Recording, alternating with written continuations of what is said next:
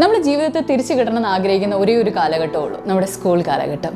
21 വർഷങ്ങൾക്കിപ്പുറം 2003 ക്യാമോയിൽ പഠിച്ച ആളുകൾ ഇവിടെ UAE മണ്ണിൽ ഒത്തുചേരുകയാണ്. എൻ്റെ സീനിയേഴ്സ് ബാച്ച് നാട്ടിൽ ഇന്നേ ദിവസം തന്നെ ക്യാമോയുടെ മീറ്റപ്പ് നടക്കുകയാണ്.